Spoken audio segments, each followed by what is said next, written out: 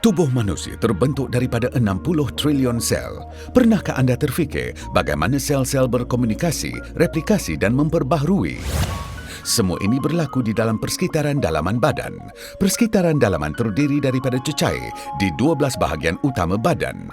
Setiap hari, 24 bilion sel-sel lama akan mati dan digantikan oleh 24 bilion sel-sel baru. Persekitaran dalaman mesti mengandungi unsur mineral surih yang lengkap dan seimbang agar sel boleh berkomunikasi, replikasi dan diperbaharui.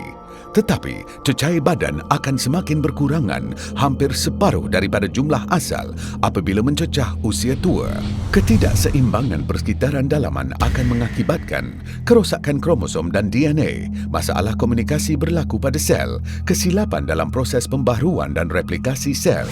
Plasma hidup dipercayai lebih daripada 100 tahun ke atas keberkesanannya mengembalikan keseimbangan mineral dalam persekitaran dalaman badan. Ahli sains terkenal Perancis, René Quinton, yang juga merupakan seorang doktor yang bertauliah, ahli biologi, ahli fiziologi, ahli kemanusiaan dan perekecipta.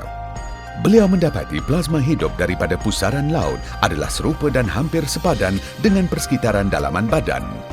Tahun 1904, plasma hidup telah membantu 70,000 bayi yang dijangkiti masalah gastro-usus. Tahun 1907, René Quinton telah mendokumentasikan 2,000 kajian klinikal dalam satu buku tentang perkaitan antara plasma hidup dan plasma darah.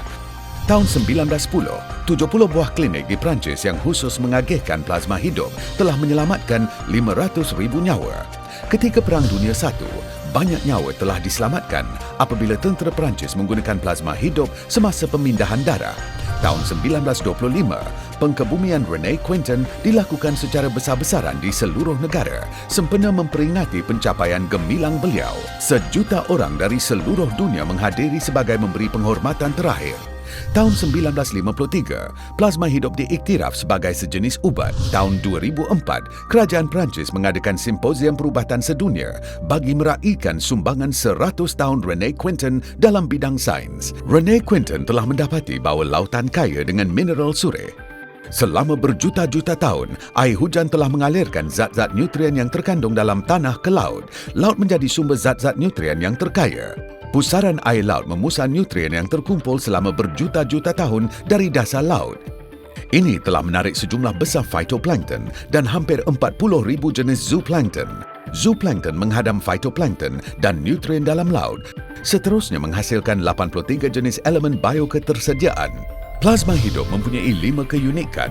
Plasma hidup mengandungi 83 jenis unsur bioketersediaan yang dapat membantu pemulihan unsur-unsur yang berkurangan di dalam badan kita dengan pantas.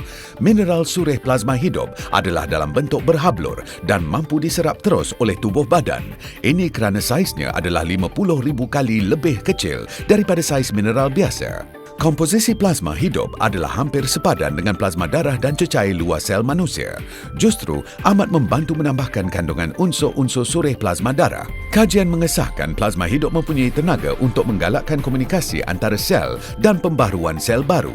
Plasma hidup dihasilkan dan dimasukkan ke dalam vial kaca dengan menggunakan teknologi pensterilan sejuk dalam persekitaran bergrade pharmaceutical. Plasma hidup adalah 100% tulen dan tidak melalui sebarang radiasi ultra ungu. Plasma hidup mendapat pensijilan daripada ISO, GMP dan disahkan halal. Plasma hidup dapat membantu menyokong perkembangan fetus yang optimum, menggalakkan tumbesaran dan perkembangan yang optimum di kalangan kanak-kanak, menggalakkan kesihatan oral yang optimum, menggalakkan kesihatan kulit, menyokong kesihatan wanita, membantu penghasilan hormon yang optimum, menggalakkan fungsi usus, menyokong fungsi otak yang optimum, memulihkan fungsi pernafasan ke tahap normal. Plasma hidup membantu mengembalikan keseimbangan mineral dalam persekitaran dalaman badan untuk kesihatan yang optimum.